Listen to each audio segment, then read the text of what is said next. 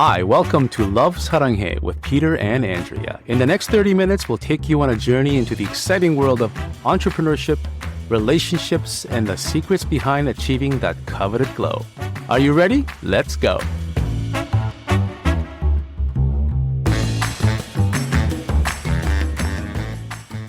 Welcome back to another episode of Love Saranghae with us, Peter and Andrea. Today, we're going to be talking about something that's transformed not only our day, but also the way that we show up in every area of our lives, our morning and evening rituals as a family. You know that saying, win the morning, win the day? I never really believed it until I started prioritizing my mornings, especially. It's made such a difference in my energy, my mindset, how I handle unexpected challenges, how I treat my family, and honestly, even how my skin looks. I guess we're just gonna have like a relaxed conversation today about how we show up for ourselves in the morning, and then how we end the day. And we'll also include a little bit about our children, who are currently, at the time of recording this, 4 and 9, and how we've incorporated them into our morning and evening routines as well. Yeah, so I think, when we say things like morning rituals and morning routine, it can be as complex or as involved as scheduling out every minute. We can do A/B testing. We can do a lot of things that we do at work in the morning. But the reality is this, right, guys, is that, and my wife as well, it's that if you don't have a plan, or if you don't take control of what you want to do, at least one or two things, then what happens is the morning or evening just happen to you. Right? Yes. Like things just happen and you roll with it. And that means that things that you don't like to happen will happen. Things that you want to happen will happen. These things are, if they're going to happen anyway, why don't you try to at least control the narrative? That's really what it comes down to, right? And it can be as simple as, having the kids take out the garbage every morning at 7:30 or 8 o'clock in the morning. And that's something that they know what to do. And in that way, you kind of control the behavior and the outcome of that morning. That's really all we're trying to do is not just have the mornings or evenings happen to us. Yeah, exactly. And let it be a surprise. When we create our morning, then we are at least in control of how we show up to the events of lifing, whatever that may be. And before we get started, I just want everyone to know that this is not complicated. It's not complex. It's not going to overwhelm you. You'll hear very soon that our mornings are pretty simple. This whole thing is very, very simple. So we're just going to share what we do, and you can make it your own. Okay, Peter, why don't you go first? What do you do in the morning? What's your morning routine? Yeah, my morning routine is very simple. I try to get the day started with an exercise routine, something to get my body rolling, because if I don't, I'm in a pretty nasty mood for the rest of the day. That's just the reality of it. That is true. Yeah. So Actually, I have a story about that. Can I interrupt you for the story? You can tell the story after I tell my routine. So usually I get up in the morning at 5 o'clock. So it all depends on the season. So right now it's running season, and we're going to end with the marathon season the end of the month. And then we go into climbing season. The routine slightly differs when that happens. But right now, I get up at 5 in the morning, and I'm out the door by 5:30. Sometimes with my son, because he's running cross country. Most of the times by myself. And I'll put in about 60 to 90 minutes of running outside, depending upon what I need to do. Then come back home and get the day started. By that time, my wife is already up making breakfast. And so I help out with chores, like putting away the dishwasher, taking a shower, getting ready, getting the kids ready for bed. Shower and getting ready are chores. Yeah, they're chores to me. Brushing my teeth, do I have to do that? All the women are triggered by that comment. Yeah, do I have to brush my teeth? And then get the kids ready out the door by 7:55. 7:55 is the cutoff time. And my wife will tell you, Andrea will tell you that we have some fights over this every once in a while, because what's the difference between 7:55, 8, 10? Major differences. Number one, 7:55 is 7:55, right? Not 7:56, not 7:54. I'm military about this, right? Yeah. 7:55. 2, if I'm just 5 minutes late, that traffic is 20 minutes longer. Yeah, right. That's so true. I got to get before that. And that's it. That's really about it. So the cutoff time for every morning to go to school is 7:55 a.m. I try to get in a run, a physical activity, and get the kids ready for school and groom if I have time. before all of that. That's my morning routine. And You skincare forgot routine, about obviously, the coffee. I want you to share the part of, like, so for example, when you wake up in the morning, you don't Yes, always yes. want to get up. Yes. But True. you have a system around creating a situation where no matter what, you get up. And Yeah, then you that's decide later if you're going to go out for a run or not. You almost always do go out for a run once you're up. Yeah. But what is that system that I'll you've tell put you. in place to be successful at getting up at All that right, so time? so everyone here should know, our listeners and my friends and you, Andrea, you all know this, and then my listeners should know this, is that I don't want to run every morning that I get up. In fact, every morning I get up, I don't want to run. It's really easy for me to wake up my eyes at 5 a.m. and say, it's cold outside. My knee hurts.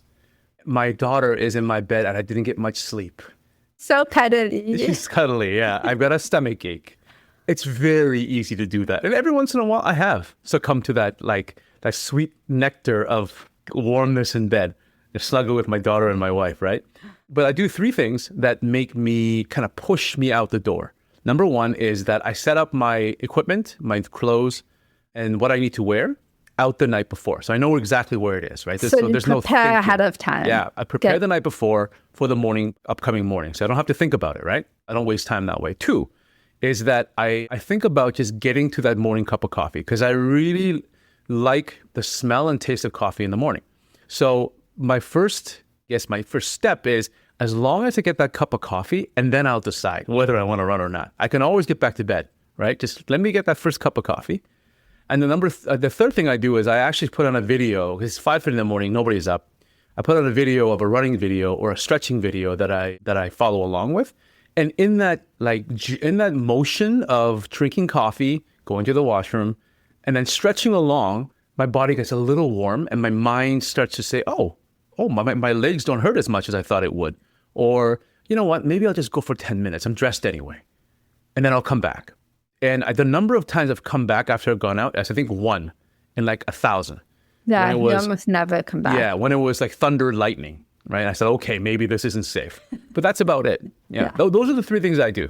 Yeah, so you prepare, you stack what you're about to do with something that you look forward to and enjoy. And then the third thing is you find your motivation, which is, in this sense, the running video or like some motivational something that will get your blood pumping and you start to feel energized. And then you're like, okay, I'm not going back to bed now. It's interesting, right? Because we use the word motivation, and I don't look at it that way. I don't look at motivation. I look at it as like, I'm always motivated, right? Yeah. Even the days that I don't want to get up, I'm always motivated. Like, oh, I really do want to get better. I really do want to run. It's that you have to have a system in place. Yeah. Like, it's habit. Habit always trumps motivation. But what is the thing that, like, from that running video, that gets you pumped? Like, okay. It's not about the pump. It's actually... Oh, I thought it was. I thought you were like sometimes I remember you used to watch like somebody running. No. And get really like, I want to do that. Well, so what actually ended up happening with me is that I have a habit of going for a run without stretching, right? So I bypass or skip the pre-warm-up routine because I just want to get it over with. Yeah. Right? I just want to get out there and run.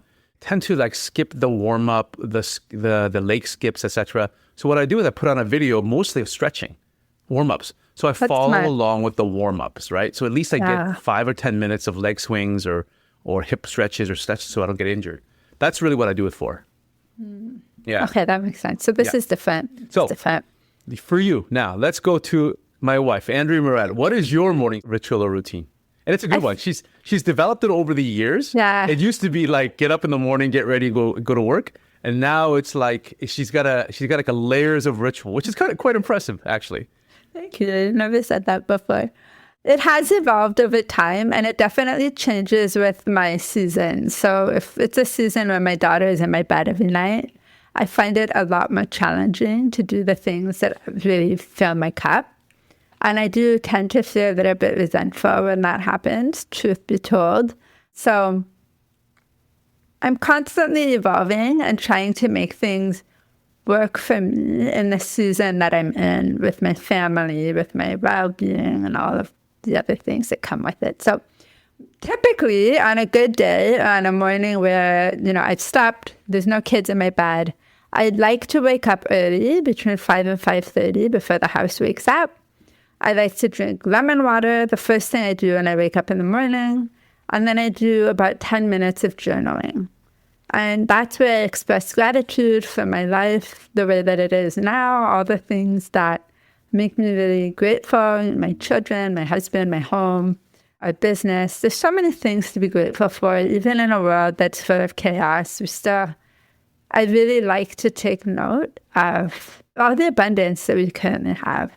And then I express gratitude for my goal achieved. So whatever the goal is that I'm hoping to achieve or I'm working toward, I express gratitude as if it's already done. And so that puts me in an elevated state. Like I get really excited about what I'm creating and what it's going to look like at the end. But then, of course, I always leave it open-ended so that if, God, the universe has something bigger and better for me, then I'm open to receiving that as well. And then after that, I spend an hour in study. So from 6 to 7 o'clock, I listen to my peak performance coach, Hannah Khan. We do an hour of study every morning, Monday to Friday, from 6 to 7. Shout out to Hannah right there. Shout out to Hannah Khan. She's amazing. I really admire her and I really love her. She's been a very big part of my growth over the many years that she's been in and out of my life, both personally and professionally, I would say. So I spend an hour doing that, and that puts me right up. Like my state is really high at that point. And then depending on what time I wake up, I've already done my workout. So after my journaling, I do my workout, or I do my workout after the kids leave. So then I'll do my skincare routine, I brush my teeth, I go downstairs, and then I start getting the kids ready for the day. So that's typically what I would do in the morning. But the few things that I never miss, I never miss my workout. I try to do that every day. Even if it's just 5 minutes on the mat where I'm stretching, I feel so much better. It's like I'm moving energy through me and out. And the other thing I never miss is my skincare routine. It's so important to me. It's my promise to myself. And then the third thing I never miss, and it doesn't always happen in the order that I've said it, but it happens every day, is my journaling. My journaling is very important to my mental health. And also, if I'm mad or upset about something, I'll journal before I go to bed. And I'll just release it. And I'll say all the angry words, and I'll say all the things that bother me. And then it feels like I've got it out of my system, and I feel better, and I go to sleep. Excellent. That's my morning routine. It's as I said earlier, it evolves with me, and depending on the night we have small kids, so we do have to be flexible, and I do have a hard time with that. Now, before then we move on to the next topic, you want to talk a little bit about how we've gotten the kids into their routine as well? Yeah, so I think a lot of people, I used to be a teacher, for those who don't know. I used to be an elementary school teacher, and I taught kindergarten all the way to grade 8. And one of the things I noticed or learned with working with really young kids, like kindergarten age, which is like 4 or 5 years old, they're so capable, and they can do a lot more than we give them credit for. So I started with my son many years ago when he was really young, where he would start by emptying the dishwasher. So his 2 jobs was to empty the dishwasher, and if he couldn't reach to put things away, he would just empty the dishwasher, dry anything that was wet, and leave it on the counter for me, and then I would put it away. And then the other thing he had to do is make his bed. And those were the 2 things that he's always done since he was probably 3 or 4 years old. And as he gets older, it evolves. But those are 2 things he has to do. When I'm away or out of town, Marcus is in charge of snacks as well. So he has to prepare the snacks for himself and his little sister. And the other thing that he's in charge of is the garbage. So he takes out the garbage. Sometimes Peter still does it, but Marcus is becoming the garbage man in our house as well. And then Maya's 4 now. She just turned 3, but she just turned 4. And for the past year, she's been emptying the top rack of the dishwasher, and she's responsible for cleaning up after herself, which is something that she's working on at school also. So any toys or arts and crafts or anything that she's taken out in the morning, she needs to make sure they're returned to the appropriate places. And she has to make her bed too. And Marcus taught her a very cute way to do it because she was really struggling with it.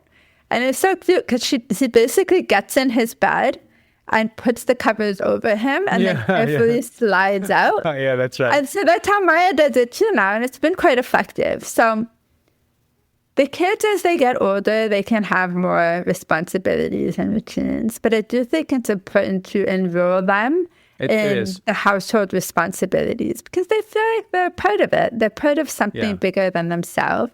And it also makes them aware of the world around them. So it's not just about me. It's not just about, I'm hungry, I'm tired. It's also, I have to do this. This is my responsibility. Mommy's depending on me to empty the dishwasher so she can clean up afterwards. Things like that. And for those, so my kids are right now, our kids are 9 and 4. Yeah. And that's, that in people's minds, they could be old, they could be young. I mean, it doesn't really matter. They're 9 and 4, and that's the situation that we're in right now. If anybody, is listening to this and thinking, I've told my kids time and time again to wash dishes, and to unload up the dishwasher or load the dishwasher or clean about for themselves, they're not doing it. We've also, come to those challenges as well. I mean, it's not like every day they're military about it. They're kids. They will sometimes forget, and we have to remind them. But what's really worked well for us so far is almost like a 3-step process. So the first step is to get the buy-in, right? It's like signing a contract. So basically, you sit down with the kids. We sat down with the kids and say, this is the type of job. This is the job that we are looking for you to do in the morning and in the evening. Are you okay with that? Can you do this? And they'll say yes. Most of the kids, of course, will say yes. They have no idea what to do. It wasn't even like that. We had a list of chores. And I said, these are the chores we need help with. And they got to sign up for what they thought they could do. And of course, Marcus signed up for way too many things and couldn't keep up with all those things. But you could think of that as buy-in or a contract. Basically, you're writing a contract, right? And the second stage is basically reinforcement or scheduling. So it's kind of telling them how to do it, right? It's like you go through the once over. This is how you unload the dish rack. This is how you clean up this way. This is, so you can't expect the kids to know exactly what to do. So you teach them once or twice how it's done. And then you lay out a schedule, when to do it, right? So you're basically, what you're doing is you're taking the contract, you're breaking it down to operational steps. And then you have a feedback loop. And we just simply say, not good. You didn't do it this time. Try again. So, but what we've found is that the feedback loop becomes effective much quicker because they've got the buy-in and they now know what to do and how to do it. The problem we had previously was just simply reminding them, giving them a feedback loop right away. And they didn't know, like, first of all, was this my job every day, all day? Am I supposed to do it this time? What's the right way to do it? So there was a lot more friction to it. So now it's a lot easier. And this is something that we're going to proliferate as the kids get older, this type of methodology, which is a buy-in, a plan, and a feedback loop. Yeah. Okay. We're military at home, I guess you guys can tell. I know I've never been a part of the military, but I just you never know. I just like I don't know. I mean, it makes sense to me. So I want to go back a little bit and tell the story of when Peter was, before he started running. Like, Peter's always been a runner, but before he got really religious around it, there was a period of time after we had Marcus where I feel like Peter had postpartum. He was really he was gaining weight. He was really cranky most of the time. Smoking. And I felt like he was defeated, like he wasn't happy, and just kind of letting life rule him as opposed to him sort of taking life by the balls, if I'm allowed to say that. And so I don't remember who introduced to running or if there was a running group or something. No, it was Jesse. Was it Jesse that started, God bless his soul? Yeah. Was this Jesse who started the running too? No, Jesse asked me to climb. Yeah, that's what I remember. To train for the climbing, because remember, we live in Toronto. We have no mountains here. To train for the climb, I started to run. Okay, got it. Okay, I can remember what the catalyst was for that. But anyway, so Peter started taking these really long runs, like 3 hours on the weekend, Saturday and Sundays. And people used to say to me, are you okay with that? Like, that's a lot of time. Like, are you getting any time to yourself? Like, every day he does this. And I was like, you guys don't understand. when Peter goes for a run, he comes back and I can ask him for anything I want. And he would be a yes man. Yeah, sure. He's so happy. He's light as a feather. He's just, you want to go shopping? Sure, babe. You want to go see the in-laws? Sure, babe. You want to do this? Sure, anything. And he's just singing. And it's like, this is for me as much as it is for you. Yeah. And so that's kind of how it all started with Peter's morning routine, where he had a goal. And then from that goal, he created habits around, he blocked out time, he created habits in order for him to work towards that goal. Yeah. And it had my buy-in because he was such a different person when he started taking better care of himself.